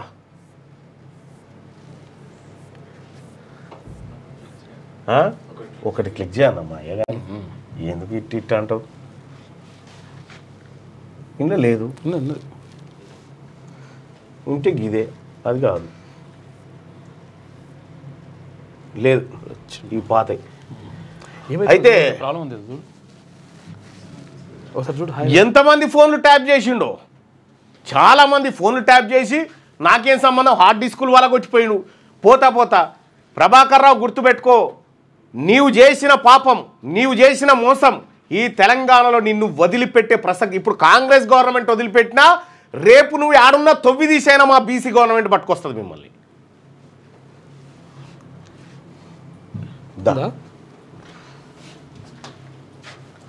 ఫోన్ అక్రమ ట్యాపింగ్ కేసు ప్రధాన నిందితుడు స్పెషల్ ఇంటెలిజెన్స్ బ్రాంచ్ మాజీ ఓఎస్డీ ప్రభాకర్ రావు సిట్ అధికారుల ప్రశ్నలకు మౌనం దాల్చారు. సుదీర్ఘ ఎదురుచూపుల తర్వాత సోమవారం ఎట్టకేలకు ఆయన సిట్టు ముందుకు వచ్చిందట. ఇక ఇది ఇట్లుంటే గంధమాల మూసిల కాళేశ్వరం జలాలే ఆధారం. అయ్యా ఇక నవ్విపోదురుగాక నాకేంటి సిగ్గని. నిన్ననే కాదు, నువ్వు నిన్న మొన్న పవర్ పాయింట్ ప్రజెంటేషన్ పెట్టి ఏమన్నావు? మనకు వర్షాలు బాగా కురిసి ఎస్ఆర్ఎస్పీ నుంచి మిడ్ మానేరుకు తెచ్చుకుంటున్నాం, మిడ్ మానేరు నుంచి కొండపోచమ్మ ఇవన్నీ రంగనాయక సాగర్ అని చెప్పినావు కదా. కాళేశ్వరానికి సపరేట్గా వస్తాయా? మళ్ళీ ఇవే ఎల్లంపల్లి నీళ్ళే, ఇవే ఎస్ఆర్ఎస్పీ నీళ్ళే గంధమాలకు కూడా. రగులుతున్న లాస్ ఏంజలీస్ ఇక అక్రమ వలసదారుల అరెస్టుతో రాజుకున్న అగ్గి. వీధుల్లోకి వేల మంది జనం, జాతీయ రహదారి దిగ్బంధం, వాహనాలకు నిప్పు, ఆందోళనకారులపై రబ్బర్ బుల్లెట్లు ప్రయోగం. అక్రమ వలసదారుల అరెస్టుతో అగ్గి రాజుకున్న అమెరికాలోని లాస్ ఏంజలీస్ నగరంలో నిరసనల పర్వం కొనసాగుతుంది. 3వ రోజైన ఆదివారం వేల మంది జనం వీధుల్లోకి వచ్చారు. అత్యంత కీలకమైన జాతీయ రహదారిని దిగ్బంధించారు. స్వీయ డ్రైవింగ్ కారుకు నిప్పు పెట్టారు. అల్లర్లను అణిచివేసేందుకు నేషనల్ గార్డులను ట్రంప్ ప్రభుత్వం మోహరించడంతో ప్రజల్లో ఆగ్రహం వ్యక్తం అయిపోయిందట. కార్లకు నిప్పు పెట్టిర్రు. అక్రమ వలసదారులను నిర్బంధించి అరెస్ట్ చేసి వాళ్ళ దేశాలకు పంపేటువంటి నిర్ణయం జరుగుతూ ఉంటే అక్కడ సొంత దేశ పోలే వద్దంటారు. అట్లా పంపిస్తారు. డౌన్ టౌన్లో 2000 మంది రోడ్ల మీదకి వచ్చి నానా బీభత్సం చేసేసిరాడ. జైపూర్ మంత్రికే లంచం ఇవ్వ చూపిన టీచర్. ఒట్టు సార్ మీ నిజాయితీ అందరికీ తెలియజేయాలని తప్ప వేరే ఉద్దేశం లేదని చెప్పి చెప్తా ఉన్నాడట. రైట్, సారీ వెలుగు దినపత్రికలో ఉన్నటువంటి వార్తలు చూద్దాం. అట్టుడుకుతున్న లాస్ ఏంజల్స్, అక్రమ వలసదారుల ఏరివేతను వ్యతిరేకిస్తూ 3వ రోజు కొనసాగిన ఆందోళనలు. నేషనల్ గార్డ్ మోహరింపును తీవ్రంగా నిరసించిన స్థానికులు మాస్కులతో ముఖం కప్పుకొని రెచ్చిపోయిన ఆందోళనకారులు వీధుల్లో తిరుగుతూ కార్లకు నిప్పు, టియర్ గ్యాస్, రబ్బర్ బుల్లెట్లు ప్రయోగించిన పోలీసులు మాస్కుతో కనిపించిన వాళ్ళందరినీ అరెస్ట్ చేయాలని ట్రంప్ ఆర్డరట. మాస్క్తో ఎవ్వరు కనిపిస్తే వాళ్ళని అరెస్ట్ చేయాలి. ఒకప్పుడే మాస్క్ పెట్టుకోకపోతే అరెస్ట్ చేసి కరోనా టైంలో, ఇప్పుడు పెట్టుకుంటే అరెస్ట్ ఆడ. అర్చక ఉద్యోగులకు గ్రాడ్యుటీ పెంపంట. దేవాలయాల్లో పనిచేస్తున్న అర్చకులకు ప్రభుత్వం గ్రాడ్యుటీని 4 లక్షల నుంచి 8 లక్షల వరకు పెంచింది. ఆలయాల్లో సుదీర్ఘకాలంగా సేవలు అందిస్తున్న అర్చక ఉద్యోగ సంక్షేమ నిమిత్తం ప్రత్యేకంగా నిధిని ఏర్పాటు చేసింది. వీళ్ళకి ఇవ్వడానికి స్వాగతిస్తున్నాం. కానీ మా పోషమ్మ గుళ్ళ కాడ, మా మైసమ్మ గుళ్ళ కాడ, మా ఎల్లమ్మ గుళ్ళ కాడ పనిచేసేటువంటి పూజారులు ఉన్నారు, మా ఆడబిడ్డలు, వాళ్ళకు కూడా జీతాలు ఇవ్వాలి. వాళ్ళకి వీళ్ళకి దక్కేటువంటి అన్ని వసతులు దక్కాలి. 69 మంది ప్రధాన కార్యదర్శులు, 27 మంది ఉపాధ్యక్షులు, జంబో పీసీసీ 96 మంది నేతలకు పదవులు, ఎంపీ, పలువురు ఎమ్మెల్యేలు, ఎమ్మెల్సీలకు అవకాశం. 70% పదవులు ఎస్సీ, ఎస్టీ, బీసీ, మైనార్టీలకే. మహేష్ గౌడ్. ఇంకా పెండింగ్లోనే వర్కింగ్ ప్రెసిడెంట్ పోస్టులు ఉన్నాయట. పీసీసీ కార్యవర్గం జంబో పీసీసీ అట. జంబో పీసీసీ, ఈ జంబో పీసీసీలో 30% అప్పర్ క్యాస్టోలే కొట్టేసారు. మళ్ళా ఇక ఛత్తీస్గఢ్లో పేలిన మందుపాత్ర. ఛత్తీస్గఢ్లోని సుక్మా జిల్లాలో మందుపాత్ర పేలి ఏఎస్పీ ఆకాశరావు గిరిపుంజి 42 సంవత్సరాలు ఉంటాడు, మృతి చెందాడు. అలాగే కుంట డిఎస్పీ భాను ప్రతాప్, తర్వాత చంద్రకర్, సిఐ సోనాల్. కుంట డిఎస్పీ భాను ప్రతాప్ చంద్రకర్, తర్వాత సిఐ సోనాల్ గ్వాలా తీవ్రంగా గాయపడ్డారంట. ఒక ఆయన చచ్చిపోయాడు. ఏఎస్పీ చనిపోయినట. మందుపాత్ర వెల్చేసారు. శాఖలపై మంతనాలు. ఢిల్లీలో కేసీ వేణుగోపాల్తో సీఎం రేవంత్ రెడ్డి చర్చలు.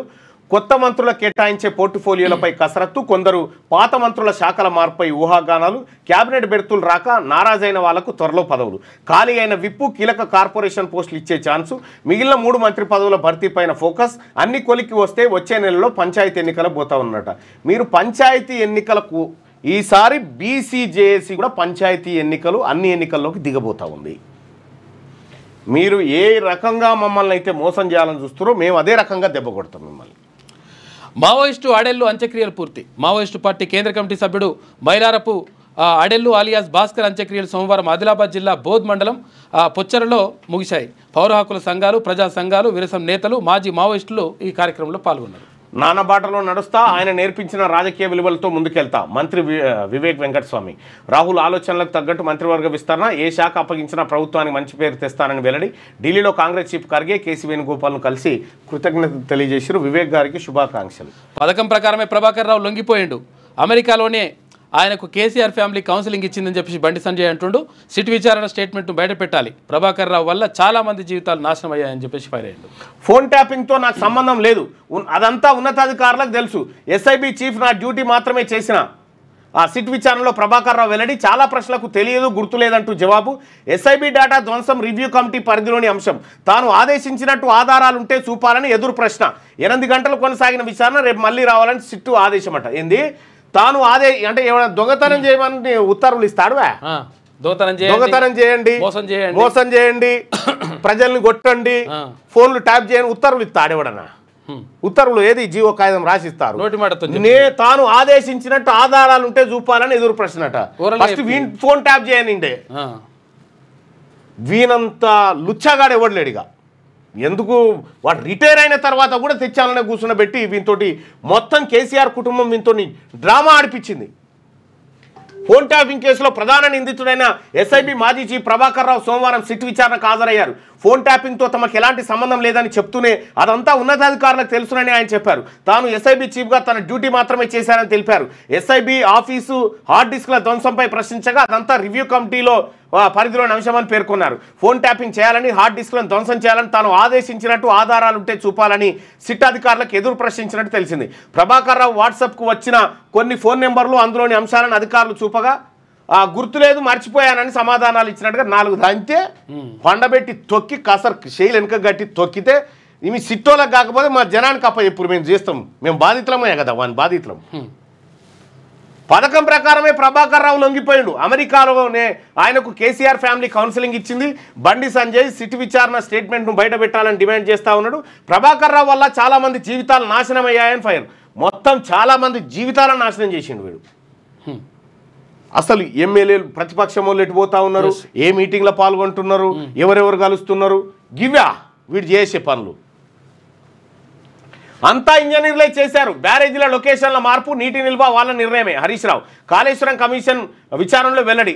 అంతా ఇంజనీర్లే చేశారట. అయ్యా ఇంజనీర్లు చూసిరా, ఈ బీఆర్ఎస్ పార్టీ నాయకులను మరీ ముఖ్యంగా కేసీఆర్ నమ్ముకుంటే మీ మీద నూకేసిరా అయిపోయిందా? అప్పుడు మేమే చేసామని చెప్పి అప్పుడేమో మా రక్తం బొట్టు రక్తం ఖర్చు పెట్టి కాళేశ్వరం కట్టినా నా రక్తం అని ఇట్లా గుద్దుకొని చెప్పే కేసీఆర్.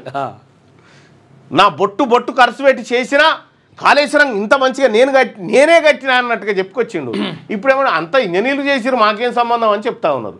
మంచి అయితే వాళ్ళ ఖాతాలా, చెడిపోతే మంది ఖాతాలా. అది లెక్క ఇల్లది. నీళ్లు నింపాలని ప్రభుత్వం నుంచి ఆదేశాలు ఇవ్వలేదట. అంటే ఇంజనీర్లకే కలబడి పోయి కరెంటు కట్టుకొచ్చినారు. అట్లయితుందని చెప్పేసి ఇట్లా వచ్చినారు, దాన్ని పలగొట్టినారు. ఏడ నేర్చిరాయి అన్ని. మహారాష్ట్ర అభ్యంతరాలు సిడబ్ల్యూసీ సిఫార్సుల మేరకే 9 నుంచి మేడిగడ్డ. మహారాష్ట్ర అభ్యంతరాడట. అంటే నీకు ప్రాజెక్టు కట్టుకుంటే మేము ఒప్పుకోము, పో నువ్వు హైదరాబాద్ వెళ్ళిపో అంటే ఆడికేని వచ్చి ఇక్కడ సంబరాలు చేసినావు. ఒప్పందం చేసుకున్నట్టుగా నువ్వే చెప్తివి. ఎస్, ప్రతి విషయానికి కేబినెట్ ఆమోదం ఉందని స్పష్టీకరణ. నిన్న తుమ్మల నాగేశ్వరరావు గారు చెప్పే అసలు కేబినెట్ సబ్ కమిటీ వేసే కంటే ముందే ఈ కాళేశ్వరం పర్మిషన్ ఇచ్చేసిరని. ఆ కేబినెట్ లో మినిస్టర్ గా ఉన్న పని చేసిండు ఆయన. అప్పుడు 40 నిమిషాల పాటు 20 ప్రశ్నలు సంధించిన కమిషన్. మేడిగడ్డ అన్నారం సుందిల బ్యారేజీలో నీటి నిల్వ, అన్నారం సుందిల బ్యారేజీల లొకేషన్లు మార్పు అంతా ఇంజనీర్లే చేశారని ఇరిగేషన్ శాఖ మంత్రి బీఆర్ఎస్ ఎమ్మెల్యే హరీష్ రావు తెలిపారు. అవన్నీ టెక్నికల్ అంశాలని టెక్నోక్రాట్స్ చూసుకుంటారని చెప్పారు. అలాంటి టెక్నికల్ విషయాల్లో రాజకీయ నాయకుల నిర్ణయాలు ఉండవని, ప్రభుత్వంతో వాటికి సంబంధం లేదని పేర్కొన్నారు. సోమవారం కాళేశ్వరం జ్యుడిషియల్ కమిషన్ విచారణకు హరీష్ రావు హాజరైండు. రేపు విచారణకు కేసీఆర్ రాబోతా ఉన్నాడట. ఈయన ఈడికే నెల్లంగానే చక్కగా ఫామ్ హౌస్ పోయి అది ఏదో సినిమాల మామ గవే ప్రశ్నలు, అప్పట్లో బుట్టో ఇప్పట్లో ముషారఫ్, ఇక ఇవే ప్రశ్నలు ఇదే మళ్ళీ ఆయన కాపీ చేసి రాసుకోవచ్చు. బొట్టు ఎందుకు అవుతుందిరా నాయన, నాది ఒట్టిదే, బొట్టు పెట్టలే ఏం పెట్టలే, అంత ఇంజనీర్లో చూసుకుని నేను ఇంట్లో పన్నా అని చెప్తాడో ఏమో. మరి బొట్టు వేరే అని చెప్తాడేమో, రక్త బొట్టు కాకుండా. రేపు విచారణకు కేసీఆర్ హాజరు కాబోతా ఉన్నట.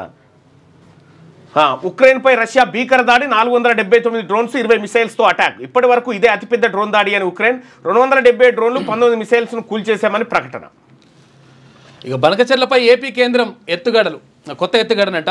గోదావరి కావేరీ లింక్కు గోదావరి సోమశిల కావేరీ లింకుగా మార్చే కుట్రనంట. ఇప్పుడు బనకచెర్ల కనుక ఏపీ ప్రభుత్వం గడితే ఈ తెలంగాణ రాష్ట్రంలో ఉన్నటువంటి ముఖ్యమంత్రి గారు, నీటిపారుదల శాఖ మంత్రి గారు బాధ్యత వహించాల్సి ఉంటుంది. ఇంక ఇది కాక ఇప్పుడు కొత్త ఆయన వచ్చింది వీళ్ళకు. బనకచెర్లను ఎట్టి పరిస్థితుల్లో అడ్డుకుంటా అని కోమటిరెడ్డి జరాగు అడ్డుకుంటాడు. బనకచెర్లను అడ్డుకుంటా అని ఏదో ఇచ్చిండే, ఎక్స్క్యూజ్ మీ, రానియా కట్టనియా స్టేట్మెంట్ చూసి నేను కుర్చీలా కూర్చుండు ఇట్లా నడిమిట్లా, బనకచెర్లను అడ్డుకుంటా అని చెప్పిండు అన్నట్టు. ఇక మనకి ఏ బాధ లేదు. కోమటిరెడ్డి వెంకటరెడ్డి బనకచెర్లను అడ్డుకొని తీరుతాం అని చెప్పి కోమటిరెడ్డి వెంకటరెడ్డి గారు చెప్పిండు. వెంకటరెడ్డి గారు మీరు తీసుకుంటారా మొత్తం ఓల్ బాధ్యత, లేకపోతే ఉత్తమ్ కుమార్ రెడ్డి గారికి ఇస్తారా, కానీ మీ ఇద్దరు ఇట్లా ఎవరన్నా ఒకరు చూసుకోరు. ఇక ఆఖరికి అడ్డుకొని తీరుతాడు ఇట్లా వెంకటరెడ్డి గారు. ఎందుకంటే ఆయన అవసరమైతే ఆత్మ బలిదానానికి కూడా సిద్ధం అంటాడు. పెట్రోల్ డబ్బా పోసుకొని పట్టుకొని అయినా సరే ఉరికే శక్తి ఉన్నటువంటి మనిషి కోమటిరెడ్డి వెంకటరెడ్డి. అంటే చిన్న మనిషి కాదు. మన ఎస్ఆర్ఎస్పీల ఏది ఎస్ఎల్బిసి టన్నెల్లో పోయిన 10 మంది నెట తీసుకొచ్చిండు బయటికి. రప్పున బురదలకు దిగి గుంజుకరాగలిగిండు. ఇంకా దొరకలే, ఇంకా 6 దొరకుడెక్కడిది, కథమైపోయింది ఆ ముచ్చట్నే. కానీ బనకచెర్లను అడ్డుకొని తీరుతామని కోమటిరెడ్డి వెంకటరెడ్డి అంటా ఉండు. మీకు ఎట్లా అనిపిస్తుంది ఇది ఒకసారి కామెంట్ చేయరి.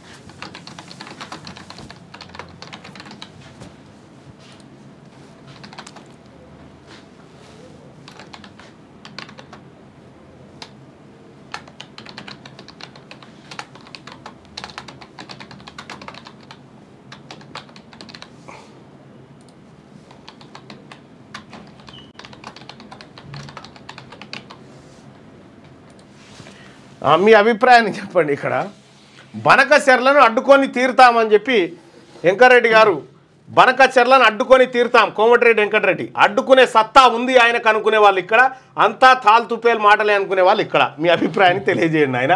ఎందుకంటే ఈ ఎందుకు చేస్తాడో ఈ కామెడీలు ఏం కథనో, ఈ ఏడాడు కూడా ఎస్ఎల్బిసి టన్నెల్ల వన్నోళ్ళని ఆడబడి చచ్చిపోయిన వాళ్ళని 4-5 ఇంకా అననే ఉండే, గాల తీసుకొచ్చుడే అయితే లేదు, బనక చెర్లను అడ్డుకుంటా అని చెప్తా ఉన్నాడు. ఏం చెప్తాము ఆయన కథ.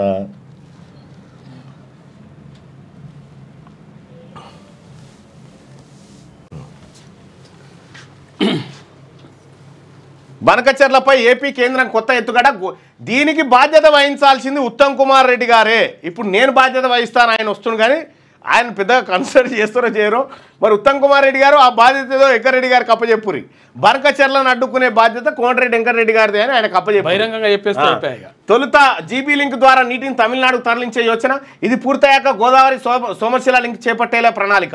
ఈ నెల 12న SWDA task force committee meeting, ఆ రోజు జరగాల్సిన జీసీ లింక్ కన్సల్టెన్సీ మీటింగ్ 24కు వాయిదా. ముందే టాస్క్ ఫోర్స్ మీటింగ్ పెట్టడంపై అనుమానాలు వ్యక్తమవుతా ఉన్నట. ఈ బనకచెర్ల గడితే కేసీఆర్ హయాంలో కృష్ణన్ అప్ప చెప్పిండు, కాంగ్రెస్ హయాంలో గోదావరిని అప్ప చెప్తున్నారు, గంతే తేడా. మీరు బాధ్యత వహించాల్సిందే మంత్రులు. హనీమూన్ మర్డర్, సుపారీ ఇచ్చి భర్తను చంపించిన బీసీ మంత్రులు కాదు, ఎందుకంటే మీకు అంత పెద్ద శాఖలు ఇయ్యరు కాబట్టి అది వాళ్ళు చూసుకుంటారా పెద్ద పెద్ద. హనీమూన్ మర్డర్, సుపారీ ఇచ్చి భర్తను చంపించిన భార్య ప్రియుడితో కలిసి దారుణం చేసిందట. మేఘాలయలో మిస్ అయిన ఇండోర్ జంట కేసులో వీడిన మిస్టరీ, భార్య సహా 5 అరెస్ట్. అంటే రాజస్థాన్లో పెళ్లి చేసుకున్న జంటను చూసేనా మీకు బుద్ధి రావాల్సిందే. 95 ఏళ్ళ 70 ఏళ్ళు సహజీవనం చేసి 95వ ఏట పెళ్లి చేసుకురు అమ్మమ్మ తాత కలిసి, భర్తను చంపించిన. లోకల్ ట్రైన్ నుంచి జారిపడి 4 మృతి, ముంబైలో ఘటన, 9 మందికి తీవ్ర గాయాలు. ఫుట్బోర్డుపై ప్యాసింజర్లు జర్నీ, మూలమలుపు వద్ద దగ్గరగా వచ్చిన 2 రైలు, ఒకరి బ్యాగులు మరొకరు తగడంలో ప్రమాదం, ట్రాక్పై పడిపోయిన ప్రయాణికులు. సబర్బన్ రైళ్లకు ఆటోమేటిక్ డోర్ క్లోజింగ్ ఏర్పాటుకు రైల్వే శాఖ నిర్ణయం తీసుకుందట. ముంబై లోకల్ ట్రైన్ ఎవరైనా ఎక్కిరా? లైవ్ చూస్తున్న మిత్రులారా, ముంబై లోకల్ ట్రైన్ ఎక్కిరా ఎవరైనా? Mumbai local train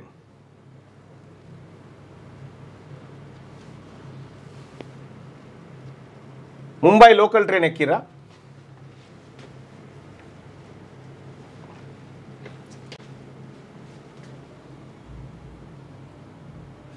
Mumbai local ట్రైన్లో ట్రైను ఎట్లా స్టార్ట్ అవుతుంది అంటే, ఫస్ట్ స్టార్ట్ అయినప్పుడు హ్యాపీగా ఇట్లా వెళ్ళిపోతుంటారు. ఓకే, ఇక ఒక్క స్టేషన్ రాగానే జపక్కుని ఎక్కుతారు చూడు జనము. ఇక ఇస్తిరి బట్టలు లేవు, టక్కు లేవు, ఏం లేవు. నువ్వు ఏం పట్టుకోకున్నా సరే అందరూ సమానమే లోకల్ ట్రైన్లా. లోకల్ ట్రైను ఇక ఈడెక్తారు ఫస్ట్, అది ఖాళీగా స్టార్ట్ అయ్యి ఫస్ట్ స్టేషన్ రాగానే గుసాయిస్తారుగా, మొత్తం గుసాయించి సీట్లు గీట్లు అన్ని ఎత్తుకొని చూసుకొని కూర్చుంటారు. కూర్చున్నాక 2వ స్టేషన్ వస్తుంది. 2వ స్టేషన్ రాగానే 3 దిగుతారు, 300 మంది ఎక్కుతారు. మళ్ళా ఇట్లా ఆడికి పోయే వరకల్లా లోకల్ ట్రైన్ ఇట్లా ఇట్లా ఇట్లా ఇట్లా పోతుంటుంది. కొన్ని లక్షల మంది ప్రయాణికులని తీసుకొని పోతూ ఉంటుంది. లోకల్ ట్రైన్ ఎక్స్పీరియన్స్ ఎట్లా అనిపించింది చెప్పురి? ఆ ట్రైన్లో ఎక్కినోడు ఎట్లయినా పోవచ్చు ఇక ప్రయాణం. అందులో ఎక్స్పీరియన్స్ బతుకుతాడు. దమ్ముంటే టీసీ పోయి అట్లా పోయి టికెట్లు చూసుకురామని చూద్దాం.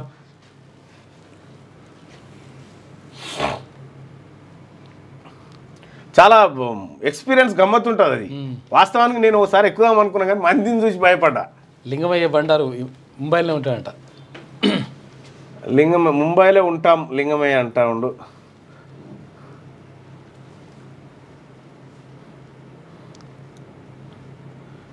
రైట్, ఒకసారి ఈ పోల్ చూద్దాం. బనకచెర్లను అడ్డుకొని తీరుతామని కోమటిరెడ్డి వెంకటరెడ్డి అంటుంది. అడ్డుకునే సత్తా ఆయనకు ఉంది అని మీరు అనుకుంటున్నారా అంటే, అయ్యా ఎట్లయితుంది, ఇట్లా ఎట్లా చేస్తారు, నమ్మకం లేదా? బనకచెర్లను అడ్డుకొని తీరుతామని కోమటిరెడ్డి వెంకటరెడ్డి అంటా ఉంటే, అడ్డుకునే సత్తా ఆయనకు ఉంది అని 24% మంది అంటే, అంత తాల్తుపేలు మాటలే అని 76% మంది అంటారు. 100కి 76% మంది. మనం ఎక్కాల్సిన అవసరం లేదు, అక్కడ నిలబడితే వాళ్ళే ఎక్కిస్తారడా, ఇది బరాబర్. మన ప్లాట్ఫామ్ మీద నిలబడితే వాళ్ళే గుద్దుకుండా తీసుకొని లోపలికి తీసుకుపోతారు. మళ్ళా పుట్టుకున్న నువ్వు దిగాల్సింది ఏడా ఇంకొక ఏది 4 స్టేషన్లు ఉందనగానే లేచి ఒకవేళ ఇటు జరగాల్సి ఉంటుంది, లేకపోతే కథ వేరు అవతల దిగుతావు. ఇక ఒక ముసలాయన ఈ లోకల్ ట్రైన్లోనే ఒక ముసలాయన ఎక్కి కూర్చుండు, సీట్ దొరికింది ఆయనకు సీట్ దొరికితే ఇంకో పోరడు ఇట్లా ఎక్కితే ఏడ సీట్ లేదు, లేకపోయేసరికి ఇట్లా నిలబడతాడు. ఇట్లా నిలబడంగానే ఆ ముసలాయన నేను ఏమడుగుతాడంటే ఆ ముంగట టెంపుల్ వస్తుంది కాబట్టి ఆ టెంపుల్ రాగానే చెప్పు నాకు అనగానే అమ్మాయిడు ముసలోడు లేచేటట్టుంటారు, ఇక నేను కూర్చోవచ్చు అని అడిగిన కదలడు అన్నట్టు. కదలకపోయేసరికి ఇక ఆ ముసలోడు ఏం చేస్తాడంటే దాదా టెంపుల్ ఆగా అని అంటే జేబులకి 2 పూలు తీసి ఇట్లా వేసి దాని పెట్టి వాళ్ళ అంటే లోకల్ ట్రైన్ మీద మస్తు కామెడీ ఉంటుంది, మస్తు కామెడీ. అందులో ట్రైన్లకెళ్ళి పూలు వేస్తారు, ట్రైన్లకెళ్ళి పూలు వేసి దండం పెడతారు, దండం పెట్టి కూర్చుంటాడు. వాళ్ళంటే వీడు కూర్చుందామని వీడు చూస్తాడు. దారుణం. లోకల్ ట్రైన్లో టీసీ ఉండడు వాస్తవమే.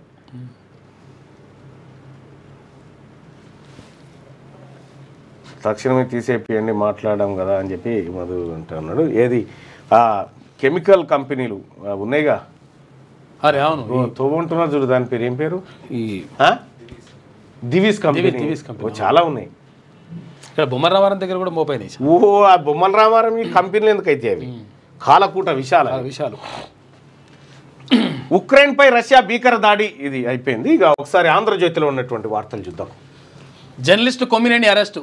పరారిలో విశ్లేషకుడు కృష్ణంరాజు అమరావతిని వేశ్యల రాజధాని అనడంపై దళిత నేత ఖమ్మంపాటి శిరీష ఫిర్యాదు. హైదరాబాద్లో కొమ్మినేని అదుపులోకి తీసుకున్న ఏపీ పోలీసులు రాత్రి పొద్దుపోయేదాకా విజయవాడలోనే నేడు కోర్టులో హాజరు. మహిళల నిరసన వెలువ, సాక్షిపై 60కి పైగా ఠాణాల్లో ఫిర్యాదు. ఆ వ్యాఖ్యలు జుగుప్సాకరం, హేయం, బాధ్యులపై కఠిన చర్యలు తీసుకోవాలని మాజీ ఉపరాష్ట్రపతి వెంకయ్యనాయుడు డిమాండ్ చేస్తారండి. కొమ్మినేని శ్రీనివాసరావు గారు సాక్షి టీవీలో పనిచేసిండు, ఫస్ట్ ఎన్టీవీలో, టీవీ5లో, తర్వాత ఎన్టీవీలో, ఆ తర్వాత ఇట్లా పనిచేసుకుంటూ వచ్చి కొద్దిగా జగన్కు ఫేవర్గా డిబేట్లు నడుపుతూ ఉంటాడు. అది నడుపుతున్నటువంటి డిబేట్లో అక్కడ వచ్చినటువంటి అనలిస్ట్ ఎవరైతే ఉన్నారో, అయితే అమరావతి అనేది దేవతల రాజధాని అని ఆయన అంటే, ఏది దేవతల రాజధాని అని చెప్తే దేవతల కాదు వేశ్యల రాజధాని అని చెప్పి ఆడేవాడు చెప్తే దాన్ని ఖండించాల్సింది పోయి చర్చను కంటిన్యూ చేసింది అనేది ఫిర్యాదు. అంతే. తొమ్మిడిహెట్టికి మహారాష్ట్ర ఒప్పుకోలేదు, అందుకే కాళేశ్వరం ఒప్పుకోని మహారాష్ట్ర ఒప్పుకోనప్పుడే మీరు ర్యాలీ ఎట్లా తీసిరు, విజయోత్సవ ర్యాలీ ఎట్లా చేసిరు, దొంగ మాటలన్నీ. నాడు కేంద్రం, ఏపీ, మహారాష్ట్రలో కాంగ్రెస్ ప్రభుత్వాలే ఉన్నా అనుమతి ఇవ్వలే. ప్రాణహిత చెవెళ్లలో ఒక లింకు మాత్రమే మార్చాం, 6 లింకులు యథాతథం. బ్యారేజీల నీటి నిల్వ నిర్ణయం అధికారులతే. మంత్రివర్గ ఉపసంఘం సిఫార్సులతోనే ప్రాజెక్టుల రీఇంజనీరింగ్. నాగార్జున సాగర్, శ్రీరామ్ సాగర్ సమయంలోనూ నిర్మాణ స్థలాలు మార్చారు. కాళేశ్వరం కమిషన్ విచారణలో మాజీ మంత్రి హరీష్ రావు. నిన్ను ఏమడిగాడు, నేనేం చెప్పాలి? హరీష్తో కేసీఆర్ సమాలోచనలు. కాళేశ్వరం కమిషన్ విచారణ నుంచి నేరుగా ఎర్రవల్లి ఫామ్ హౌస్కు హరీష్. 4 గంటల పాటు సుదీర్ఘ మంతనాలు. రేపు కమిషన్ ముందు కేసీఆర్ భారీగా పార్టీ శ్రేణుల సమీకరణ చేస్తున్నట. భారీగా పార్టీ శ్రేణులంతా కమిషన్ దగ్గరకు వస్తేట్టు ఏర్పాటు చేస్తున్నట. క్వశ్చన్ పేపర్ అడిగింది అన్నట్టు, ఎట్లున్నది క్వశ్చన్ పేపర్ అని. ఇగో ఈ 4 ముచ్చోడు వస్తుండు చూడు విచారణకు. రాతపూర్వక ఆదేశాలు ఇచ్చానా? ఎవడన్నా దొంగతనం చేయమని ఆదేశాలు ఇస్తాడా? లంగ పనులు చేయమని, మోసం చేయమని ఆదేశాలు ఇస్తుండొచ్చునా ఎవడన్నా? ఫోన్ ట్యాపింగ్కు ఆదేశించినట్లు ఉంటే చూపించాలి. నా కింద పనిచేసిన సిబ్బంది అరెస్టు సమయంలో ఇచ్చిన వాంగ్మూలాలు చెల్లుబాటు కావు. ఎవరి ఫోన్లను అక్రమంగా ట్యాపింగ్ చేయలేదు. ప్రణీత్ రావు చేసిన పనితో నాకేం సంబంధం? అక్కడేం జరిగిందో ఉన్నతాధికారులందరికీ తెలుసు. సిట్తో ఎస్ఐపి మాజీ చీఫ్ ప్రభాకర్ రావు వ్యాఖ్యలు. పోలీసులు అడిగిన ప్రశ్నలకు ఎదురు ప్రశ్నలు, ఎదురుదాడి ధోరణిలో సమాధానాలు, దాటవేత. ఇంకా మీ సర్కారు ఉందనుకుంటున్నావురా నాయన, మనది పోయింది ఎప్పుడో, సర్కార్ బీకింది. కరెక్ట్గా డిసెంబర్ 7 తారీఖు కాంగ్రెస్ పార్టీ గవర్నమెంట్ వస్తే డిసెంబర్ 4 తారీఖు అమెరికాకు వారిపోయింది. అట్లా ఎదురుదాడి ధోరణిలో సమాధానాలు, దాటవేత. రివ్యూ కమిటీని ముగ్గులోకి లాగే ప్రయత్నం. 8 గంటల పాటు విచారణ, 11 మళ్ళీ రావాలన్న సిట్టు. ప్రభాకర్ రావు నీచుడు, ఆయన వల్ల ఎన్నో జీవితాలు నాశనం అయ్యాయి. అమెరికాలోనే ఆయనకు కేసీఆర్ కుటుంబం కౌన్సిలింగ్ ఇచ్చిందని చెప్పేసి కేంద్ర మంత్రి బండి సంజయ్ అంటున్నాడు. పీసీసీ పదవుల్లోనూ సామాజిక న్యాయం. ఎస్సీ, ఎస్టీ, బీసీ, మైనార్టీలకు పెద్దపీట. 27 మంది ఉపాధ్యక్షులు, 69 మంది ప్రధాన కార్యదర్శులతో పీసీసీ కార్యవర్గం. గతం కన్నా సంఖ్య తగ్గిన జంబో టీమే. ఉపాధ్యక్షులు 67, ఎస్సీ, ఎస్టీ, బీసీ, మైనార్టీలు. ప్రధాన కార్యదర్శులు 68% అట. ఇక మరి మిగతా శాతం ఎటుపోయింది అన్నట్టు? ఇప్పుడు మీరు చెప్పిన లెక్కకు అంత శాతం లేదు కదా మీ జనాభా. లేని జనాభాకి ఎక్కువ ఎందుకు ఇచ్చిరు? ఎంపీలు ఎమ్మెల్యేలు ఎమ్మెల్సీలకు చోటు 20 ఏళ్లకు పైగా పార్టీలో ఉన్న వారికి ప్రాధాన్యం ఇస్తా ఉన్నారట. ఈ శాఖలపై కసరత్తు, కేసీ వేణుగోపాల్తో సీఎం రేవంత్ రెడ్డి భేటీ, కొత్త మంత్రులకు శాఖల కేటాయింపుపై చర్చనంట. జగిత్యాల కాంగ్రెస్లో రగడ, లక్ష్మణ్ను అభినందిస్తూ మాజీ మంత్రి జీవన్ రెడ్డి, ఎమ్మెల్యే సంజయ్ వర్గీయుల పోటాపోటీ ఫ్లెక్సీలు. సుదర్శన్ రెడ్డికి మంత్రి పదవి కోసం రాజీనామాలు చేస్తారట. సుదర్శన్ రెడ్డి గారు మీరే చేయండి రాజీనామా, ఈ డ్రామాలేంది? సుదర్శన్ రెడ్డి గారు మీ అనుచరులతో చేయించుడేంది? మీరే రాజీనామా చేయండి. మల్లెడ్డి రంగారెడ్డి గారు మీరు చేయండి, మీరు రాజీనామాలు చేయండి అర్జెంటుగా. బై ఎలక్షన్లు పెడదాం, మీరు రాజీనామా చేయండి. అంటే మంత్రి ఉంటే ఉంటారు, ఎవరి మీద అత్తగారిలా మీకేమన్నా? మా పదవులు, మా బీసీల పదవులు మీకు కావాలన్నా? బస్ ఛార్జీల వీళ్ళని అయ్యో అనొద్దు సోదరులారు, బీసీ ప్రజలారా, వీళ్ళని అయ్యో అనొద్దు పొరపాటున. బస్ పాస్ ఛార్జీల బాధుడు, 20% పైగా పెంచిన ఆర్టీసీ. విద్యార్థుల బస్ పాస్ ధర 50% పెంపు. ఇకపై హైదరాబాద్లో మెట్రో, ఎక్స్ప్రెస్ బస్సులోను విద్యార్థులకు అనుమతి. పెంపుతో ఆర్టీసీకి నెలకు 2 కోట్లు. టోల్ ప్లాజా వినియోగ ఛార్జీల సవరణట. నెలకు 2 కోట్లు అదనపు ఆదాయం. మందుపాత్రకు అదనపు ఎస్పీ బలి అయిండు. ఉచ్చు పన్ని మందుపాత్ర పేల్చిన నక్సల్స్, డిఎస్పీ ఇన్స్పెక్టర్కు తీవ్ర గాయాలు. ఛత్తీస్గఢ్లోని సుకుమా జిల్లాలో ఘటన జరిగింది. నంబాల ఎన్కౌంటర్కు నిరసనగా ఇవాళ బంద్కు మావోయిస్టులు పిలుపునిచ్చిండ్రు. ఇక సంఖ్యలు వేసి నేలకు అదిమి. భారతీయ విద్యార్థుల పట్ల అమెరికా అధికారుల అమానుషం. అక్రమంగా వచ్చాడని వెనక్కి పంపిన వైనం. న్యూజెర్సీలో ఘటన. కిక్కిరిసిన లోకల్ రైళ్ల నుంచి జారిపడి 4 మృతి. ముంబైలో ఘటన, 9 మంది గాయాలు. ఎదురెదురు రైళ్ల ఫుట్బోర్డు ప్రయాణికులు పరస్పరం ఇట్లా బ్యాగులు వేసుకుంటారుగా, అవతల ట్రైన్ బ్యాగులు, ఇవతల ట్రైన్ బ్యాగులు ఇవి తట్టుకుందా కింద పడిపోయారట పాపం. అంటే ఆ రైళ్లు మూలవల్పు దగ్గరకు వచ్చాయి. అట్లా 2 బ్యాగులు తాగేసరికి పడిపోయారు. ఇది ఇక శరణార్థి తెలంగాణలో ఉన్నటువంటి వార్తలు చూస్తే, అందరు శాకాహారులే బుట్టలోని చేపలు ఎటుపాయే. నిధుల విడుదలంతా ఇదేంటంటే అందరు శాకాహారులే రొయ్యల మూలు ఆడబోయింది అన్నట్టుగా. ఈయన శుద్ధ పూసనే, ఈయన శుద్ధ పూసనే, ఈయన శుద్ధ పూసనే, ఇగో ఈయన శుద్ధ పూసనే. దొంగెవడో తెలియదు ఈయనలో, అసలు దొంగెవడో తెలియదు. ఇక ఆఖరికి ఈ విచారణ చేస్తున్నటువంటి ఘోషునుడుగా ఆయననే నేరస్తుని చేస్తట్టు వీళ్ళు చేస్తారు. నిధుల విడుదలంతా కార్పొరేషన్దే, ఆర్థిక శాఖకు సంబంధమే లేదు. ఆర్థిక క్రమశిక్షణ బాధ్యత నీటిపారుదల శాఖదే. దస్త్రాలన్నీ వారి వద్దే ఉన్నాయి. కాళేశ్వరం కమిషన్ ముందు ఈటల ప్రవచనం. మా పాత్ర ఉత్తిదే, అంతా టెక్నికల్ వాళ్ళే చూసుకున్నారు. ఈటల బాటలో హరీష్ రావు మాటల గారడి. ఫోన్ ట్యాపింగ్ కేసులో ప్రభాకర్ రావు అదే తీరు. అందరూ పత్తిత్తులే, మరి అసలు దొంగలు ఎవరు? బ్యారేజీల నిర్మాణంలో జరిగిన అవకతవకలపై న్యాయ విచారణ చేస్తున్న జస్టిస్ పీసీ ఘోష్ కమిషన్ ముందు 6వ తేదీన హాజరైన ఈటల, 9న హాజరైన హరీష్ రావు ఇరువురు కూడా కూడబలుక్కున్నట్టు కనబడుతున్నది. మాకేం సంబంధం లేదు, బాధ్యత అంతా ఇతరులదే, టెక్నికల్ వాళ్ళదని బుకాయించేశారు. అందరూ శాఖాహారులే కానీ బుట్టలోని చేపలు మాత్రం మాయమైనట్టుంది వీరి వ్యవహారం. మొదటగా కాళేశ్వరం కమిషన్ ముందు ఈటల హాజరయ్యారు. తన సమాధానంలో నిధుల విడుదలంతా కార్పొరేషన్ చూసుకుంటుందని చెప్పారు. బ్యారేజీలో నిర్మించిన స్థలం కరెక్ట్ కాదు అనే ఆ విషయంపై మీరు ఏమంటారని అడిగిన ప్రశ్నకు ఈటల జవాబిస్తూ ఏ బ్యారేజ్ ఎక్కడ కట్టాలనేది టెక్నికల్ కమిటీ చూసుకుంటుంది, ఆర్థిక శాఖకు సంబంధం లేదు, నేను సమాధానం చెప్పలేను, మా రాజకీయ నాయకులకు సంబంధం లేదు, సాంకేతిక నిర్ణయాలు మేము తీసుకోలేమని కుండబద్దలు కొట్టేశారు. ప్రాజెక్టు నిర్మాణాల్లో ఆర్థికపరమైన క్రమశిక్షణ లోపించిందా అన్న జస్టిస్ ఘోష్ ప్రశ్నకు ఆర్థిక క్రమశిక్షణ నీటిపారుదల శాఖ బాధ్యత, దస్త్రాలన్నీ వారి వద్దే ఉంటాయి, అది ఆర్థిక సంబంధం ఏమీ లేదు అని తేల్చి చెప్పారు. నిన్న కమిషన్ ముందు హాజరైన హరీష్ రావు కూడా మా పాత్ర ఉత్తుత్తిదే, మాది నామమాత్ర పాత్రే, అంత టెక్నికల్ వాళ్ళే చూసుకుంటారు. వీళ్ళంతా పత్తిత్తులే, మరి దొంగలు ఎవడో చూపెట్టాలి వీళ్ళు తీసుకుపోయి. ఇక పలానా ఆయన దొంగనే అని చెప్పి తీసుకురారు మీరు పోయి. ఇలా కమిషన్ ముంగట ఈ రిపోర్ట్ ఆ రిపోర్ట్లు ఇస్తారు కదా, ఆధారాలు ఇస్తారు కదా, దొంగల్ని కూడా ఈ పట్టుకొచ్చి అంతే. కాళేశ్వరం మోసం ఓడి చేసుడు. ప్రశ్నలతో ఉక్కిరి బిక్కిరి. ప్రభాకర్ రావును సుదీర్ఘంగా విచారించిన సిట్. 8 గంటల పాటు కొనసాగిన ఎంక్వైరీ. ఇది గీత అయిపోయాక మాది నామాత్రం పాత్రే, కీలక అంశాలన్నీ టెక్నికల్ వాళ్ళే చూసుకున్నారు. బ్యారేజీల మార్పు నిర్ణయం వారిదే. నిధుల సమీకరణ కోసమే కార్పొరేషన్లు ఏర్పాటు చేశాం, వాటికి సర్కార్ గ్యారంటీ ఇచ్చింది. నీళ్లు అమ్మి కిస్తీలు కట్టాలనుకున్నాం, నీళ్ళు అమ్మి. నేను చెప్పిన ఆయల్లే చెప్పిన వీళ్ళు నీళ్ళు అమ్మి కడతారట్నా, డిపిఆర్లో పెట్టిరని చెప్పిన, ఎకరికి 50,000. కానీ కరోనా వల్ల అది సాధ్యం కాదు. హైపవర్ కమిటీలకు సర్కార్ అన్ని అధికారులను కట్టబెట్టింది. వ్యాప్కో సూచన మేరకే మేడిగడ్డ, అన్నారం, సుందిల బ్యారేజీల నిర్మాణాలు జరిగాయి. కాళేశ్వరం ప్రాజెక్టుపై మాజీ మంత్రి హరీష్ను విచారించిన పీసీ ఘోష్ కమిషన్. విచారణ ముగిసిన తర్వాత హరీష్ మీడియా సమావేశం అనంతరం ఎర్రవెల్లి ఫామ్ హౌస్లో కేసీఆర్తో భేటీ అయినట. ప్రశ్నలతో ఉక్కిరి బిక్కిరి. ప్రభాకర్ రావును సుదీర్ఘంగా విచారించిన సిట్. 8 గంటల పాటు కొనసాగిన ఎంక్వైరీ. ఇక ఫోన్ ట్యాపింగ్ వ్యవహారంలో అప్పటి ప్రభుత్వ పెద్దలపైనే ప్రశ్నలంట. రేపు మరోసారి విచారణకు రావాలని ఆదేశించింది. రెట్టిగా మావోల ఘాతుకం. ఛత్తీస్గఢ్లో ఐఈడీ పేల్చి పోలీస్ వాహనం ధ్వంసం, ప్రమాదంలో అదనపు ఎస్పీ ఆకాశ్రావు మృతి, పలువురికి తీవ్ర గాయాలు. ఆపరేషన్ కగార్ ద్వారా మావోయిస్టులను ఏరివేస్తున్న విషయం తెలిసిందే. ఈ ఒక్క ఆపరేషన్తో మావోయిస్టుల ఉనికే ప్రశ్నార్థకమైంది. ఈ నేపథ్యంలో మావోలు తమ ఉనికి చాటుకునే ప్రయత్నాలు చేస్తున్నారు. తాజాగా ఛత్తీస్గఢ్ రాష్ట్రంలో సుక్మా జిల్లాలోని అటవీ ప్రాంతంలో మావోలు పంజా విసిరారు. కొంట ఎరబోర్ రహదారిపై దోండ్రా సమీపంలో మావోయిస్టులు పేల్చిన ప్రెజర్ ఐఈడీ పేలి ఏఎస్పీ ఆకాశ్రావు తీవ్రంగా గాయపడి చికిత్స పొందుతూ మృతి చెందారు. అయితే జూన్ 10న మావోయిస్ట్ సంస్థలు దేశవ్యాప్తంగా బంద్కు పిలుపునిచ్చిన నేపథ్యంలో ఆంధ్రప్రదేశ్ సరిహద్దు ప్రాంతం కొంటా సమీపంలో చిక్వారగూడ గన్లో మావోయిస్టులు ప్రొక్లైన్ను కాల్చివేసిరట. మావోయిస్టులు ఘాతకానికి పాల్పడ్డారు. వీళ్ళు చేసింది కూడా తప్పే. అకాడమిక్ అయిపోలేదా రంగనాథ్ గారు? ఫాతిమా కాలేజ్ కూల్చివేతలపై హైడ్రా పిల్లి మొగ్గలెందుకు? సామాన్యులపైనే హైడ్రా ప్రతాపమా? ఫాతిమా కళాశాల కూల్చివేయకపోవడానికి సామాజిక కారణం అడ్డొచ్చిందా? గతేడాది సెప్టెంబర్లో ఫాతిమా కాలేజ్ కూల్చివేతపై రంగనాథ్ కీలక ప్రకటన. అకాడమిక్ ఇయర్ కంప్లీట్ కాగానే కాలేజ్ డిమాలిష్ చేస్తామని వెల్లడి. పేద పిల్లలు చదువుతున్నట్టు వంకలు, హైడ్రా ద్వంద్వ నీతిపై విమర్శలు. ఇప్పుడు ఇది ఈ అనురాగ్ కాలేజ్ సంగతి ఏంది, మల్లారెడ్డి కాలేజీలు ఏంది, ఫాతిమా కాలేజ్ ఏంది, ఇవన్నీ కూడా అకాడమిక్ ఇయర్ ఉన్నది, పిల్లలకు నష్టం జరుగుతుందని చెప్పేసి అప్పుడు ఆపిండ్రు. ఇప్పుడు దీనికి సమాధానం చెప్పాలి. పేదలు గుడిసెలు కూల్చేటప్పుడేమో మరి వాళ్ళు కొత్త ఇల్లు కట్టుకునే దాకా వాళ్ళకి ఆపాలి కదా. అట్లా కూడా పేదలు ఇల్లు కూల్చేటప్పుడు అప్పుడు ఎందుకు ఆపలేదని విమర్శలు ఉన్నాయి. ఇగో రంగనాథ్ గారు దీనికి సమాధానం చెప్పాలి. మీరు హైడ్రా చైర్మన్గా ఉన్నారు కాబట్టి ఇగో ఫాతిమా కాలేజు నీళ్ళనే ఉండే, అది చెరువులనే ఉండే.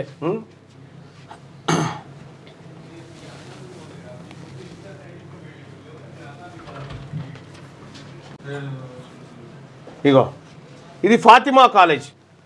అకాడమిక్ ఇయర్ అయిపోలేదా రంగనాథ్ గారు? మరి ఇవాళ ఏం సమాధానం చెప్తారు? ఇవాళ ఏం సమాధానం ఉన్నది? ఏ కాలేజ్ ఆడనే ఉండే? హైడ్రా పేదోని మీదకేనా?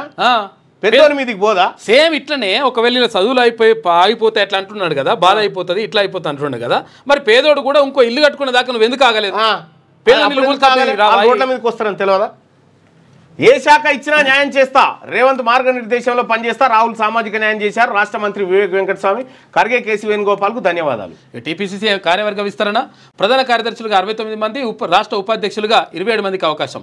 ఎంపీ, ఎమ్మెల్యే, ఎమ్మెల్సీలకు చోటు దక్కింది. మంత్రివర్గంలో కీలక మార్పులు. ఢిల్లీలో సీఎం రేవంత్ రెడ్డి హైకమాండ్తో చర్చలు, కొత్త మంత్రులకు కేటాయించాల్సిన శాఖలపై డిస్కషన్ చేస్తా ఉన్నాడట. ఇక రేషన్ పంపిణీలో పరేషాన్, 3 నెలల బియ్యం ఒకేసారి పంపిణీ, ఏర్పాట్లలో అధికారుల వైఫల్యం, రేషన్ దుకాణాల వద్ద బారులు తీరుతున్న జనం, ఇక సర్వర్ సమస్యతో తీవ్ర ఇబ్బందులు పడుతున్నారు.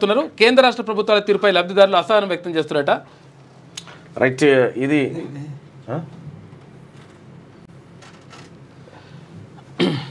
మణిపూర్లో ఆగని మంటలు, 2 ఏళ్లుగా రగులుతున్న రావణ కాష్టం. రాష్ట్రపతి పాలన విధించిన ఆగని అల్లర్లు.